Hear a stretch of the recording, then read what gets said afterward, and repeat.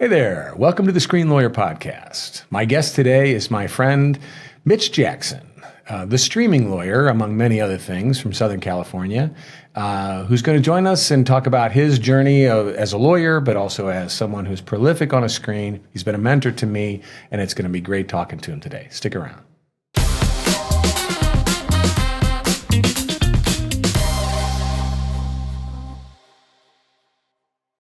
Hey there, welcome to the Screen Lawyer Podcast. I'm Pete Salsich, the Screen Lawyer, and my guest today is my friend Mitch Jackson. How you doing, Mitch? Pete, I'm doing fantastic. Thanks for having me on your new show. I'm loving it. You're welcome. It's a pleasure. We've shared screens like this in the past a couple of times, but I've been your guest, so I'm particularly honored to have grown into the chair with the headphones. So now I get to look at you in the camera, and you're looking good in a suit. Were you in court today? Thank you, my friend. Absolutely. Had Zoom this morning, number 14 on the calendar. And otherwise, you'd find me in a golf shirt and probably a baseball cap. But it's great to be here. And I'm looking forward to having, I always look forward to seeing you. You're one of my favorite intellectual property lawyers on the planet. I'm so glad that our paths have crossed. I'm so glad that we've gotten to know each other. And it's truly an honor to be on your show, Pete. Well, I appreciate that, Mitch. And I think it's worth, letting folks have a little sense of kind of how we know each other. We, several years ago, and you were way ahead of me in this world, which I found out, but I was kind of coming into this practice as a screen lawyer, coming out of my in-house world and getting involved with the Maximum Lawyer Conference with our good mutual friend, Jim Hacking, who's actually the guy who gave me the name The Screen Lawyer, in a little bit of brilliance. And I remember the first night of the conference here in St. Louis, he grabbed me and he said, "Come on, you got to meet. I want you to meet Screen Lawyer, meet the Streaming Lawyer." And that was you. And you were the keynote speaker at the conference that year. So tell us about the Streaming Lawyer. Where does that come from? Well, it came from video and live video back in the day, as you well know, and members of your audience may not be aware of this, but back in the early digital internet, social media days, I immediately wrapped my arms around all the different digital opportunities to build brand, to connect with clients. And I embraced live video right away. And it was one of the best decisions I ever made, Pete, because it was before we were doing Zoom videos like this. Right. It was on a platform called Spreecast, and the co-founder of StubHub rolled out a live video platform for social media. And I got a call from Spreecast. "Hey, Mitch, you don't know us, but we'd love to have you as part of what we're doing." And I said yes. And my friends, Pete, were telling me, "Mitch, why are you going on there as a lawyer? What if you say something wrong? What if you make a mistake?" I'm like, "Have you been around me? That's just the way I roll," right? But it was a really good, important decision for my career, Pete, because what happened is within a couple of weeks, I was on live video shows with Katie Kirk, Anderson Cooper, Peter Diamandis, Seth Godin, a lot of really well-known people, which amplified my brand. And when it was all done, brought in new clients into the firm, Pete. So that's what got me motivated. Yeah. And I've never been accused of being the brightest bulb in the lamp. But when I saw the results to basically putting yourself out there, and we're going to talk about that today, everything else changed. And I think for purposes of fast forwarding to today's show, everything that I did back then, it's actually 100x the feedback, the opportunity, the branding possibilities in today's world. So that's what got me here, and that's why I'm still going full speed ahead, and I'm loving every minute of it. It's fun. Yeah, get to meet people like you. And I've always been, and that's great, because you were. I was at the time just trying to figure out, okay, I'd like to do this work with these people, and I had been in-house, and I was beginning the process of, branding, like you just said. It's exactly the right term.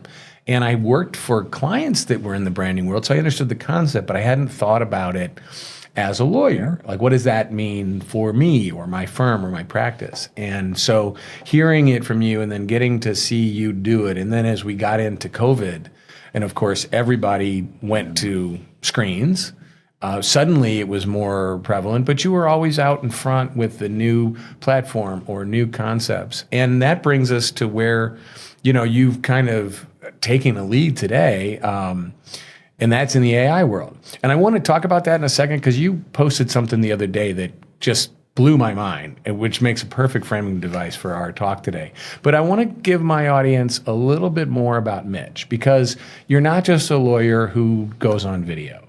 You're a family man. You and your wife, Lisa, have an amazingly successful firm and have for a long time. Garrett and AJ, your kids are, from what I can tell, doing great as young professionals. You and Garrett have written a book together. I see you running in your videos. You're running and you're paddleboarding. You're just tell us a little bit more about Mitch Jackson, the non-streaming lawyer. Like when you are not on camera, what are you doing? What's your favorite thing? Well, so here's the thing. I try to be strategically transparent when I'm sharing my content on social media. So you're seeing the good stuff, Pete, Of course. right? Well, More or it's less. curated. And, I get it. Sure. but it does kind of pull the curtain back. And my whole purpose for doing what I'm doing is to really being a first generation lawyer, growing up on a ranch in Tucson, Arizona, being the first person in my family to graduate from college, certainly the first one to go to law school. Um, I realized shortly after passing the bar and starting my practice from day one, I opened up my own practice out of the back of my car while playing basketball down Laguna Beach, kind of did things my own way. But I really gravitated to the value that lawyers bring to society. In other words, I think we make just a huge difference in the quality of all of our lives and now our clients' lives. Sure. And I realized with social and digital and what you see me doing, it allows us, instead of having one-on-one conversations with the clients, to have a 1 to 100, a 1 to 10,000, a 1 to 100,000 conversation with recorded video and other platforms we're going to talk about. And what it was allowing us to do as lawyers is basically show the community the good side of what we do. And for me, that's what it's all about. It's like sharing the fact that we're human beings. We're the neighbor next door.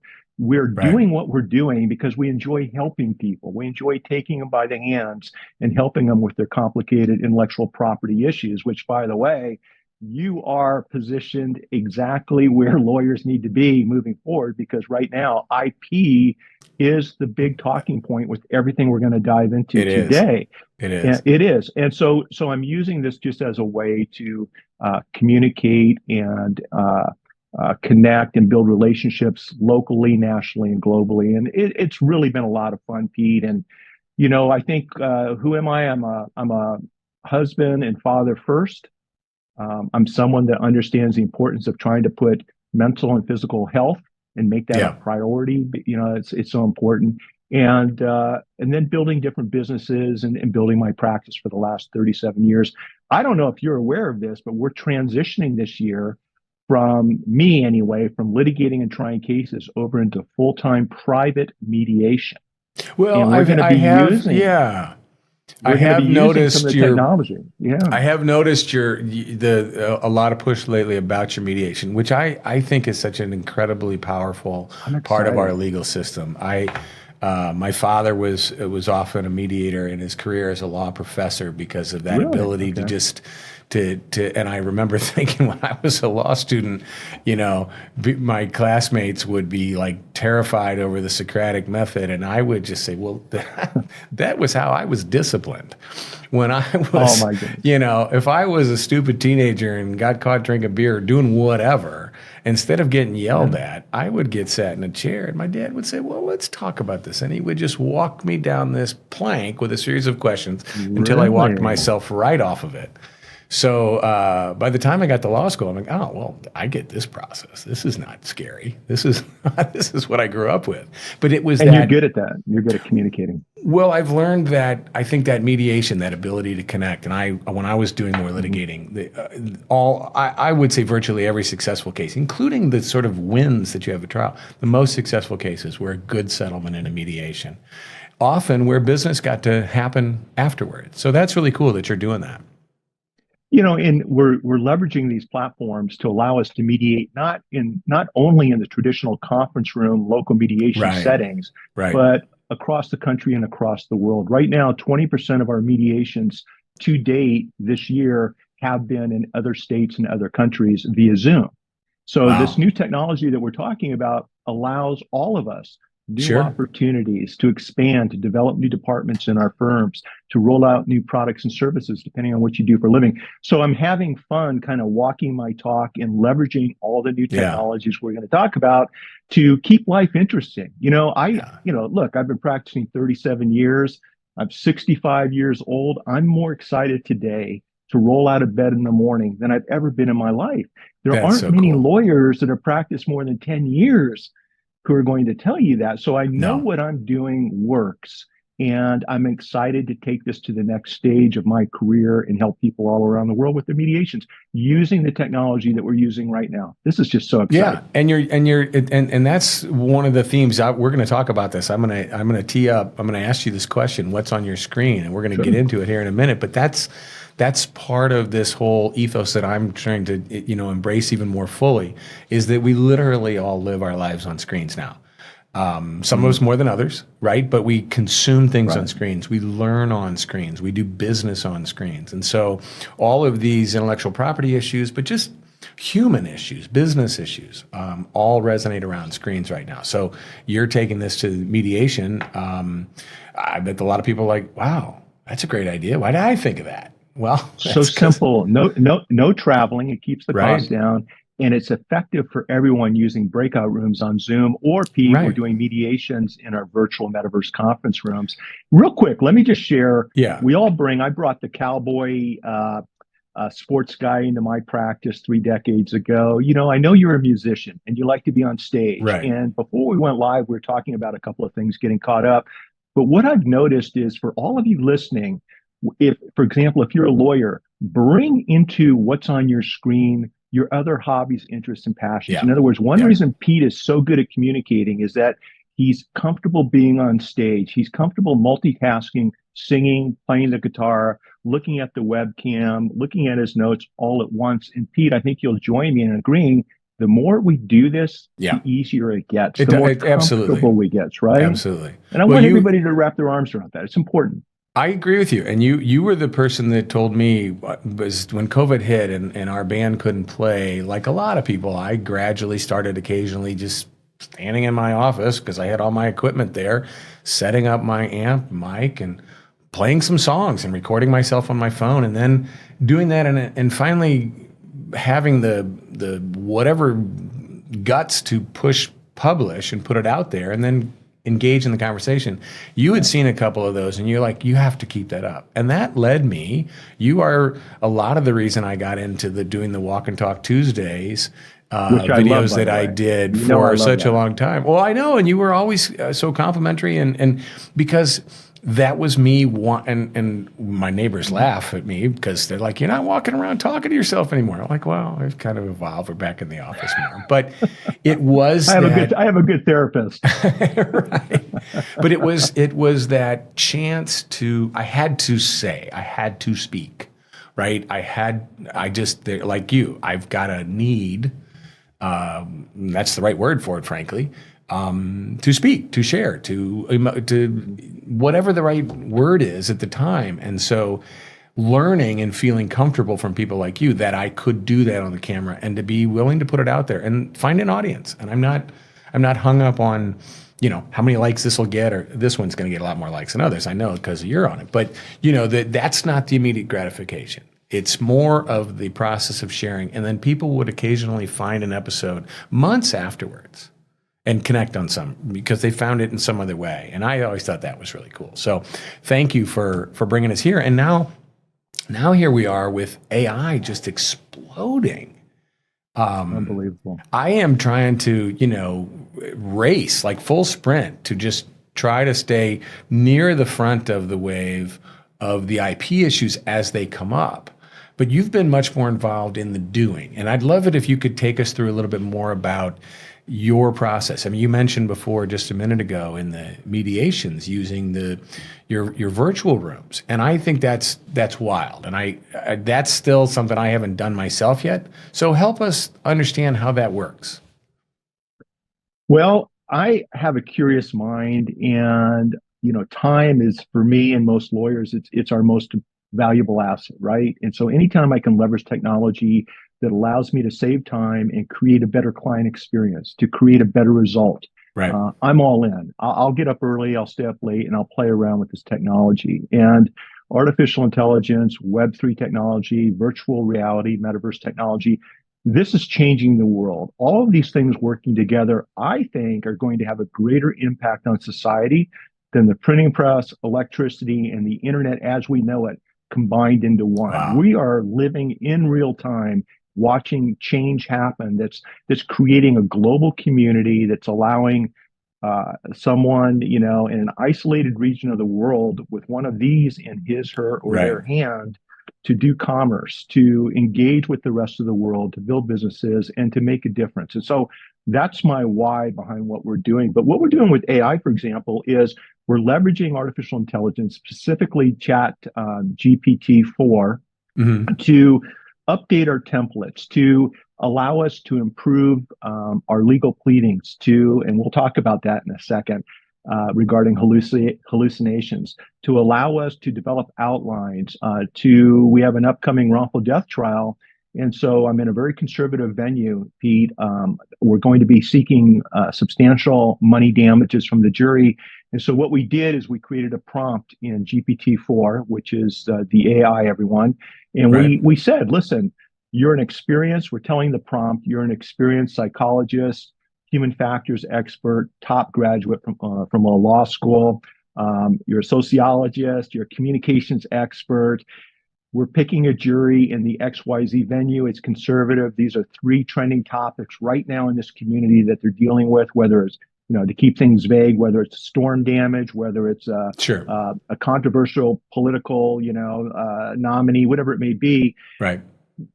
Design and develop for us 50 questions that you believe we should be asking our jury during jury selection, to make sure that we've got the right butts sitting in the right seats Right. at the beginning of the trial. And so literally within 30 seconds, not hours, not days, within 30 seconds, we've got 50 killer questions, open-ended questions, because we're telling the prompt, make the questions open-ended, Right. where, I've tried a lot of cases and I'm pretty good at picking a jury, but inevitably, every time I do this, Sure. there are 5 to 10 questions that didn't even cross my mind. Right. And it's like, okay, let's incorporate those open-ended questions into jury selection. And then, Pete, using these technologies, you can drill down with respect to question number 16. And then you go into the who, what, when, where, why, and how type of questions to follow up. And before you know it, within just a couple of minutes, you have more content in front of you that's going to help you leverage Oh my the goodness. selection of an outstanding. Yeah. That's just one way we're leveraging this Right. technology. And it's so powerful, it's so fast, it's so good that when mistakes are made, I think we all have read about the attorney that used AI to create a legal brief that Right. included false, fake, misleading, or inaccurate sites, right, in the brief. And I've had a lot of people reach out to me about that. I get it, right? I think that within a year, AI will be training itself so that doesn't happen again. Right. Last month, I was standing in court. There's a lawyer, defense counsel on the other end of the counsel table, citing to the judge in real life inaccurate case law. One case was overturned. It wasn't even valid. But Right. you know the difference between AI and that lawyer? AI continues to train and get better. That lawyer is more focused on getting out and playing 18 holes that afternoon than really improving his craft. And Right. so it's just one of these things where we're embracing the good, we're kicking the tires, and we're trying to use it to create a better client experience along the way. And I've never seen anything like this. When you combine some of the Web3 technology, some of the virtual reality technology, Pete, it's mind blowing. It is. Mind blowing is that's literally, and hearing you just describe the jury selection process, that outline, that, and I remember that from my days as a litigator. That was one of the most difficult, because by that point, your facts, your law, your witnesses, your environment, but there's still that. It's almost that vomiting out the first stuff, and then you can sort it, right? You've got to get all that stuff out of your head. And that's a drafting, I think, a challenge. I struggle with it as a writer. It's what is the first, getting it all out there, then I can sort it. And so I think it's already been an amazing tool. But what you just described is a really fascinating use case that I think a lot of my audience and my colleagues in this building would, wow, that's really cool. Well, let me cut you off. Go right ahead. I was going to say, just real quick, along those lines, we're creating this within a private data set. We're using different AI apps that allow us to create private data sets so it doesn't go out to the general public. Right. And what we're doing is we're importing our deposition transcripts, all of our medical records, all of our case notes into it, So as we work on the file, I can actually prompt that particular data set Wow. and get an instant response, okay, based upon what you have in the quote unquote master data set, which is what we'll label it. What are 6 issues you feel we'll need to focus on during closing argument to be able to empower our jury when they go back into the deliberation room? What are the 10 questions they'll be asking themselves? What do we need to fill in the blanks on regarding? So creating private data sets allows you to leverage this new technology, just like you and I would with 20 paralegals. Sure. Except now it's in the Right. palm of our hand or right in front of us on our screen. And so that's why that's on my screen, my friend, because it's changing everything. And it's an exciting time to be alive. Well, and I think you are what I was going to point out is that unlike the lawyer that you were standing across the courtroom from who was citing old or bad law, and if anybody spent any time in the courtroom, that happens. Happens. Sometimes it's accidental, sometimes it's laziness, sometimes it's eagerness to get to the tea time. But the guy in who recently did it with AI, I think that, and what comes up in my world, like on the copyright, particularly heavily focused on the copyright, and the Copyright Office is already giving us some instruction in these places, but it's that human authorship. There is no substitute, right? These tools are just that. They're amazing tools. They're efficiency tools. They're connection tools. They're communication tools, but they're just that. If we want to use them successfully as the professionals that we are, we still have to decide which of these issues we're going to emphasize. Yes, we got a prompt. It saved me a couple hours of brainstorming and writing, or maybe days. But I still have to ultimately make the decision. I'm still responsible for making sure if I'm going to put something in a brief or say something out loud to a judge, I better have read that case. And I better know that case is real. And I better have, we're going to show our age, Mitch. I'm going to say we better have shepherdized it, but we better make sure it's still we got to do our due law. diligence. We got to do our due diligence before we open our mouth. And here's the thing, though. It's helping us do our due diligence. For example, when the Andy Warhol Supreme Court case came down, I think you'll remember on LinkedIn, I took that case and I fed it in. And by the way, everyone, there are bots out there, there are apps out there that allow you to take the PDF, for example, of a Supreme Court case and instantly feed it into your data set, into your AI data set. And I put it into the data set. And then there was a subsequent case that the court was looking at, the Jack Daniels case. Right. And I said, okay, and I fed that in. And I said, based upon the findings, the rulings of the Supreme Court in the Andy Warhol case, tell me what's going to happen with the Jack Daniels case. And it did a legal analysis, and Pete, it was spot on. I mean, it was spot on. It's exactly the way the court ruled. And so, we can use what it gives us, and someone like you that does IP, as your focus, that's your profession. You can look at this and say, okay, I see where it's going. You can do subsequent prompts to help understand how it came to its decision, and then you can agree or disagree or prompt some more with the areas that it may have missed. Because I've also noticed, putting in case holdings, that it's given me the wrong information. Sure. So we need to be careful right now. And I think that's probably been true all along for you. I mean, you described early on that you were out in front doing the live video when people are like, "What are you, crazy? You're a lawyer, and aren't you worried about doing the wrong thing?" And of course we can all be, but it's still ultimately something that goes out under your name, even if it's So as I think what I talk to people about on the IP ownership thing is, and the Copyright Office, it's an entirely different conversation whether we think AIs ought to be considered personhood. That's a different philosophical question, maybe legal question for another day. But until an AI is a person, and they are not now, you have to have a person. There has to be a human authorship component to the creation of intellectual property. And the Patent Office has held that, the Copyright Office has held that, and I don't think that's going to change. But that doesn't mean we shouldn't use these amazing tools. It's just like anything else, having an understanding, like if I use it this way, I have some risk if ownership is something that matters to me. But for somebody else, ownership isn't what matters at all. It's this type of creation. They don't care if they're putting stuff out in the world that the public can own. Maybe they even want to.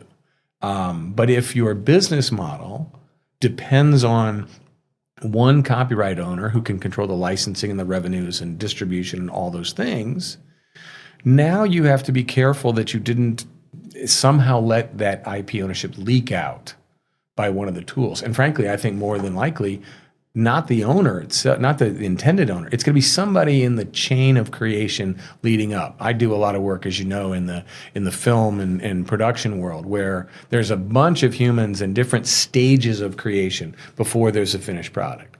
And every single contract, every single relationship on that way up is built on having one copyright owner at the end of the day. And then you negotiate for what piece you get of this or royalties or everything else. But it's intended to have one copyright owner. And it's going to be somebody down at that level that, saves some time on some graphics or something and is not careful where there may be something that gets challenged.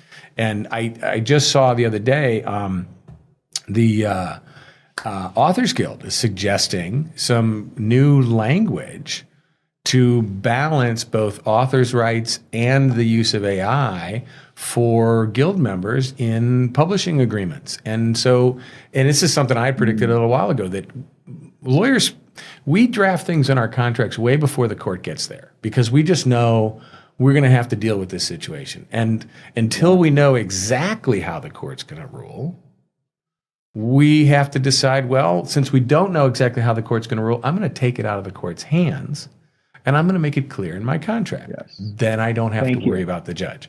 And so I think that's the evolving challenge for those of us who are writing contracts in this area, which is really cool.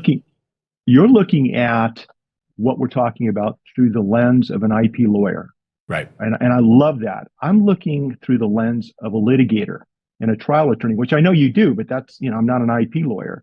And you said a couple of things that just make me want to smile because as a lawyer, there are so many issues with this new technology. I should say opportunities. For example, if you're not into the technology, but you're a transactional lawyer into contracts, okay, we have contract law, we have jurisdiction issues, we have venue issues. We have decentralized Web3 smart contract NFT issues. I've got a friend that's a well-known actor and producer in Hollywood, Pete, who's creating video content and distributing it via NFTs, non-fungible tokens. Right. And his movie that they're in post-production right now, it's called Razor, and he's got some famous actors in the movie with him, co-starring with him. And so there are all of these different types of legal issues that good lawyers can plan ahead, whether it's contract, whether it's licensing, whether it's insurance coverage issues for everything that we talked about. Sure. So there's just a lot going on that for me, it keeps things interesting. I used to, about 10 years ago, go for a paddle, and I was so on top of the law and so on top. I've been doing this for so long, no new issues. All I thought about was paddling, looking at the dolphins and the sunset. Now I paddle around the harbor and my mind's racing. Yeah, I'm thinking about all these issues that we were talking about. And so while it's exciting and fun, I think it's also an opportunity to roll up our sleeves.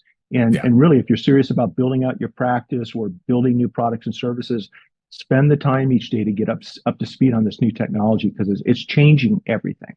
I think that's obviously true. And for, a lot of the folks that I talked with regularly, professionally and as friends as well in this business, they're on the production side. They're on the creation side, right? So, and that's a group of people, I talked about this a lot during COVID. They were one of the first industries to problem solve around it, right? Because okay, well, we have to have people stand further apart. We can't have everybody on set. We have to have craft service deliver food differently. But they just, within weeks, just started writing different rules because it was so in their nature. And if you've ever spent any time on a set and watched this happen, there's all these professionals that are, there's what they were planning to do. There's a shoot schedule. It's pretty tight. But then there's everything that happens during the day that they have to react to. And so as a profession, that's a group that solves problems in the instant. So they become early adopters of things. And so, of course, they're early adopters in this space. And I've had calls say, hey, I want to just use this. And I'm like, well, okay, you can. You can and you should. But let's at least talk about what job is this? Who's paying for this? What's the ownership structure? What are we doing with this? Just to make sure that your excitement for the technology and for the opportunity doesn't cause you to misstep from a legal or a business perspective. And it's not, I learned a long time ago, we've had this conversation. If I want to do this area of law, I can't have no as my default answer because they're just going to find somebody's going to say yes. I need to say yes and do it like this. And so this is another area for me. I'm learning, trying to soak up as much as I can, which leads me to the question I want to tee up here, because your answer I know is going to be awesome and teach us all.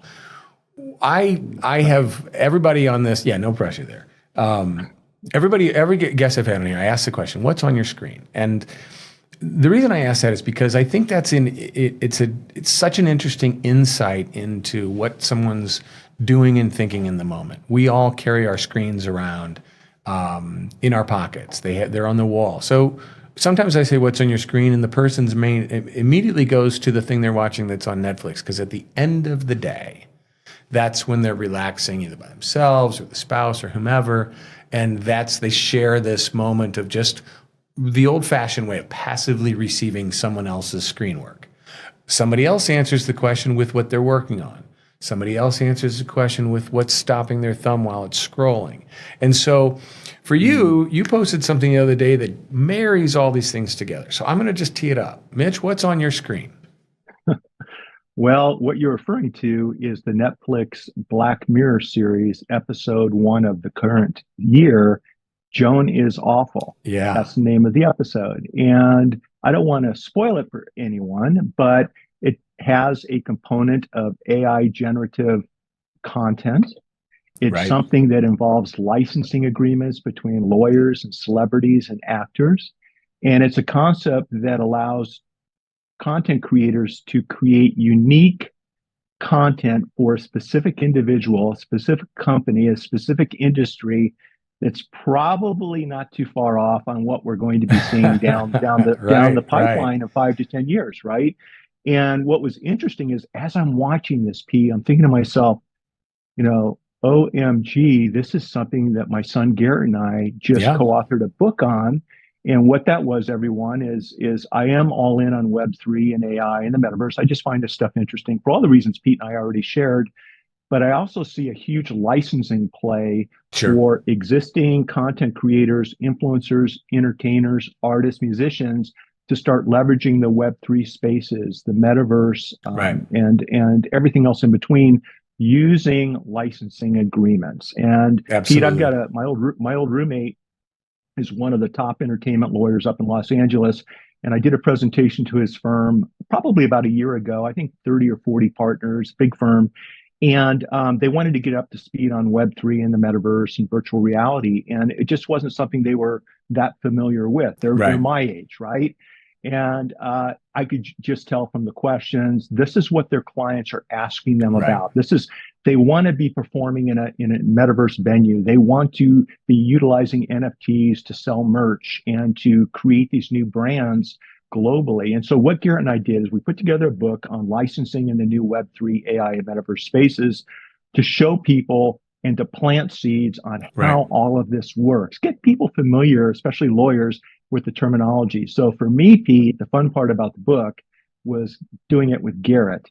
And tell us a little bit more about that, because I have that book. I bought the book. Oh, okay.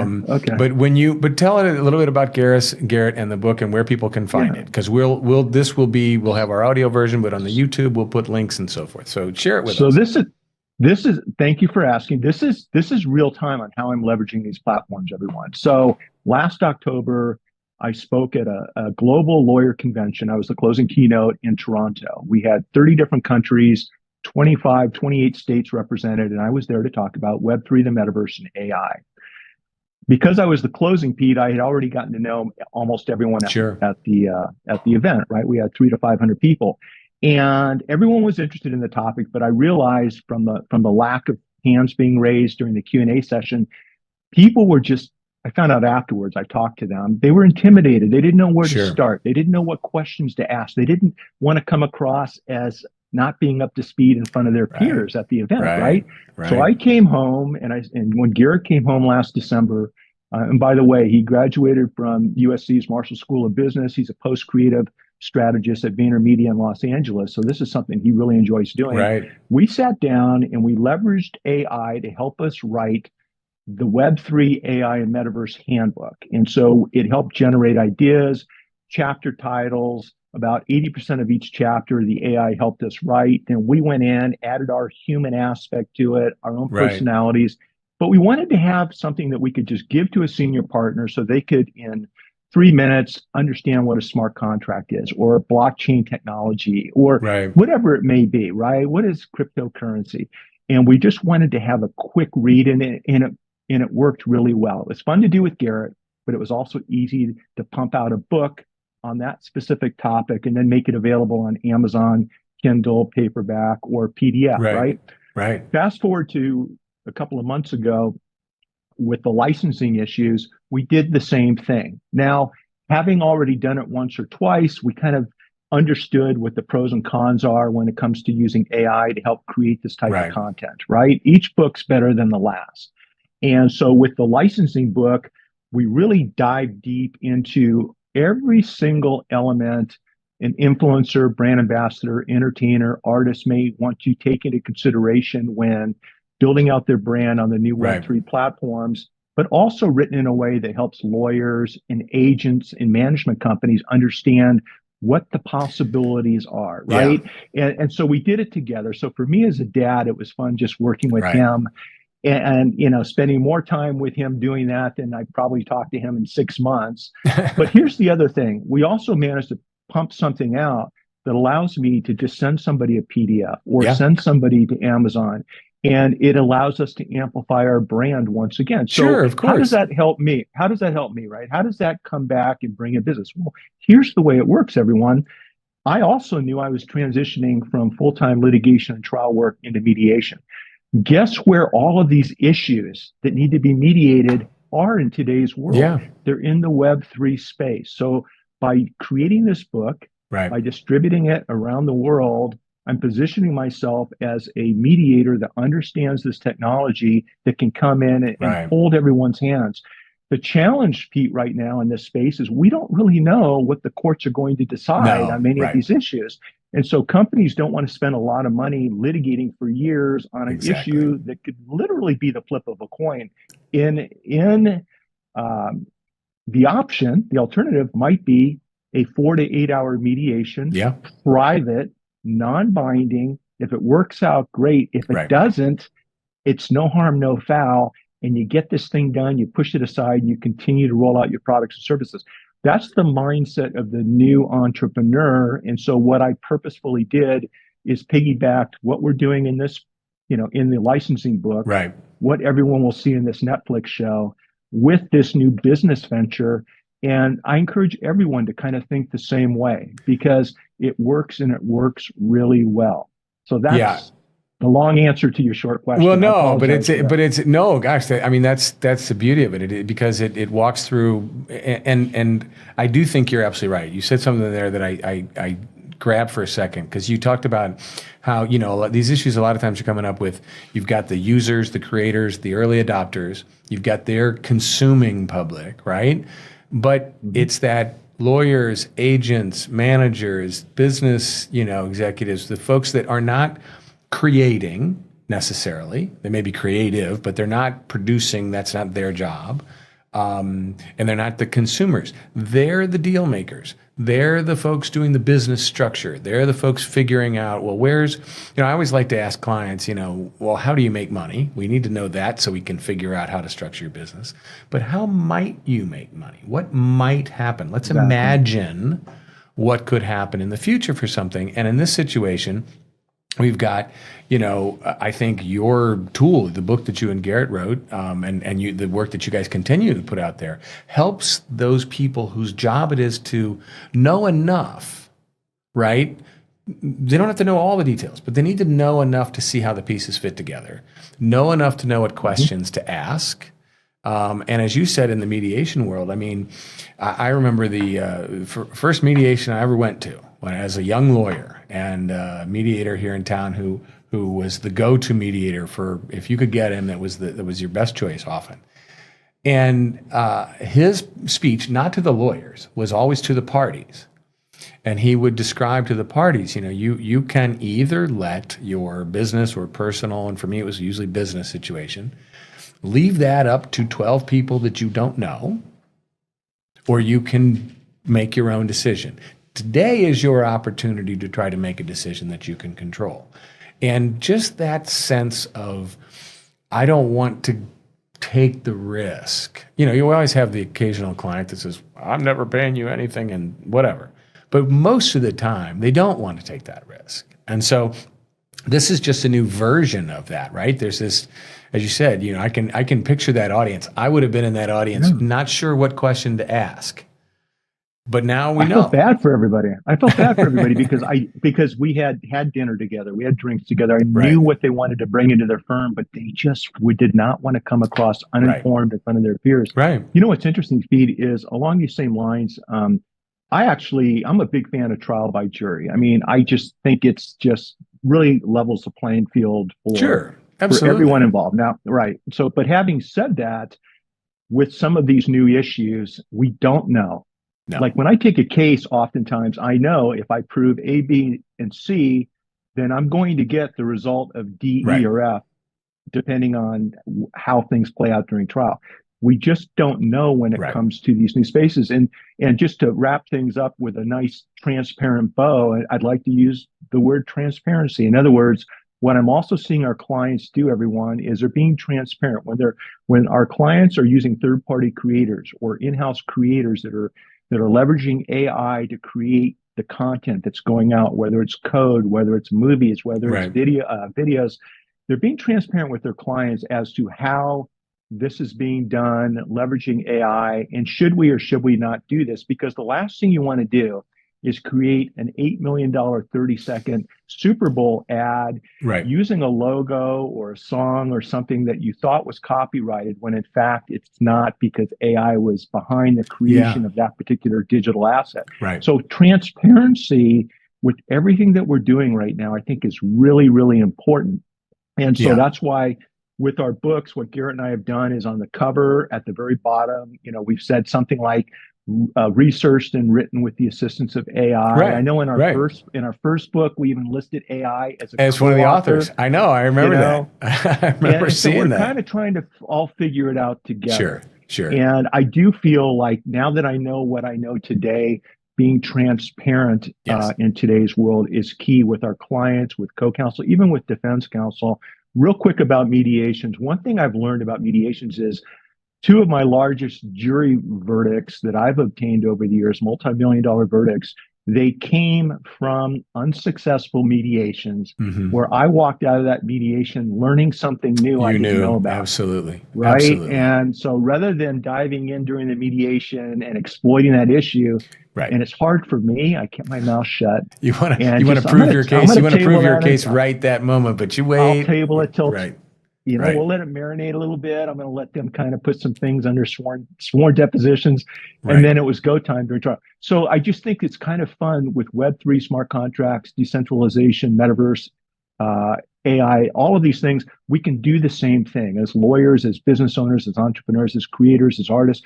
We can watch what's happening, see what resonates with you. Think to yourself, how can I embrace this into my business or my practice to create a better final product or experience? And that's what we're doing. And Pete, one of the other things is we only have so much time throughout the course of the day. So some of the AI tools that I'm using allow me to copy and paste a blog post into an AI tool and have it create a video with music, with overlays, right? And distribute that content across 10 or 15 different platforms, or vice versa. Take a video, and using AI, it creates written content, and then taking that written content, turning it into an audio, and now it's a podcast. I mean, maybe 5 years from now, you and I doing this might be the avatars that we watched in episode 1 of this season's Netflix Right, series. right. Yeah. Right? That's the direction we're going.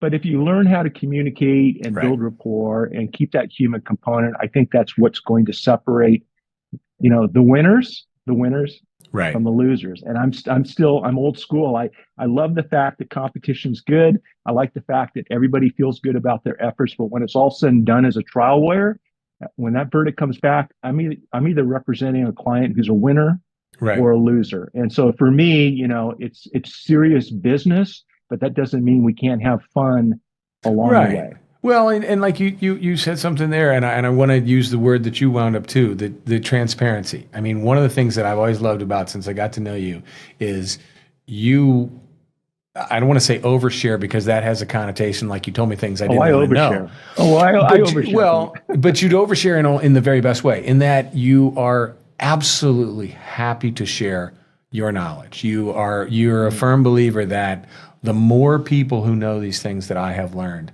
the better for all of us. And that's not going to come back and hurt me in a competitive manner. If anything, and I know lawyers have been out there, look, if you have another lawyer across the table from you in a negotiation or in a lawsuit or whatever, and you know that lawyer is also very good and is very serious in doing the research, that's usually a really good thing. Because now you know that you can focus in on the things. But you're not going to have this distraction. You're not going to have to educate the other side on various issues. And I think that transparency that you talked about is the key in this intellectual property space. And that's what we're starting to see in the contracts. Just say whether you're using AI. Don't try to hide it. Don't try to pretend it's your work when it's not. First of all, you're not supposed to do that, period. But this tool doesn't make it might make it easier, so to speak, to do some things, but it doesn't make it easier to get away with it because, frankly, it's easy to catch.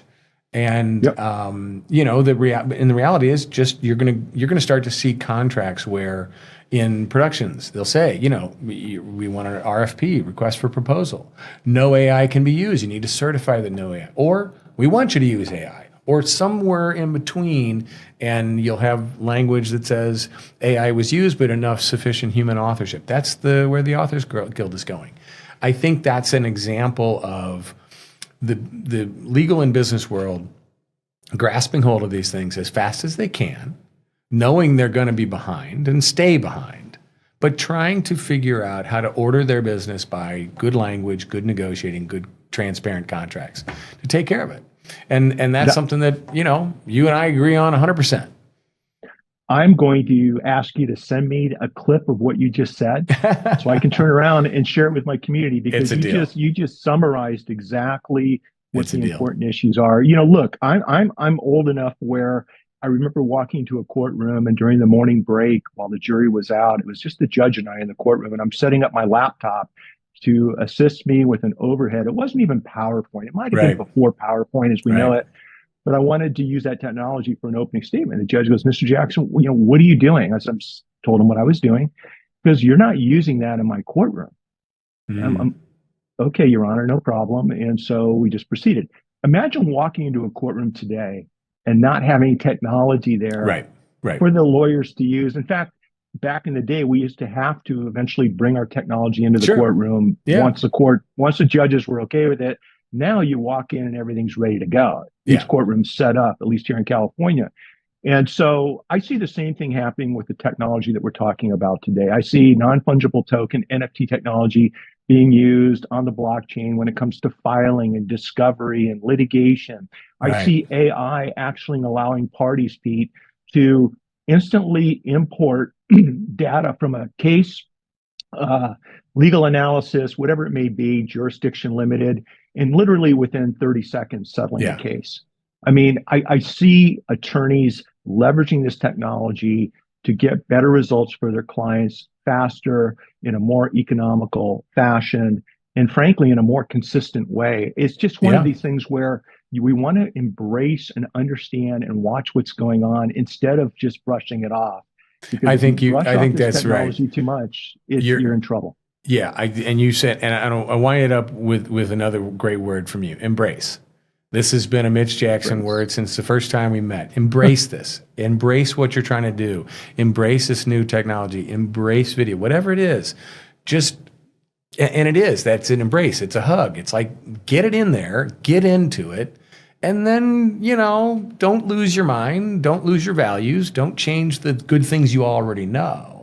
But don't be afraid to get in there and figure out how to navigate. I think that's key. Mitch, this has been a blast. You and I could keep talking forever, but I know you probably have client work to do, and I do as well. But this has been such a treat. Thank you. And I mean this sincerely.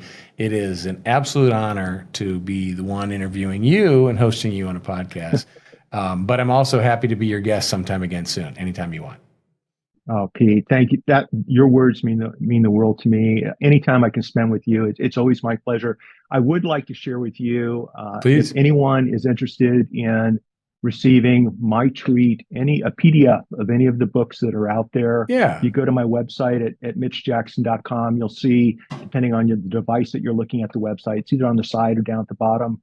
You'll see a list of the books, and whether it's Web3, whether it's licensing, whether it's for the mediators out there. My latest book is the Mediator's Handbook, where I try to pull all the new modern communication techniques that we're using right now in Zoom. Right. We're using our body language. We're both looking at the webcams.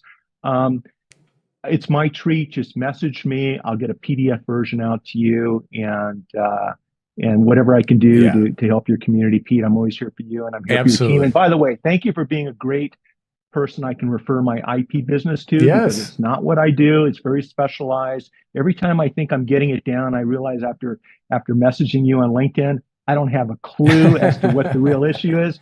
And so thank you for being there for my referrals. I appreciate it. It's my pleasure. And we will include a link in the YouTube version of this to your website, Mitch, and thank you for offering that to guests. It is a tremendously valuable resource, as is everything Mitch does. You got to go check out the Streaming Lawyer, mitchjackson.com. If you just search Mitch, you're going to find him, because he's in a lot of places, and it's always worth your trip.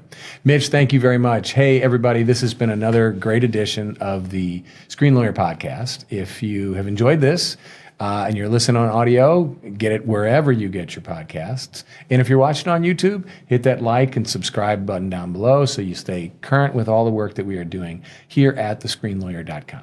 Thanks again, Mitch. Talk to you soon. Take care, Pete. Bye-bye.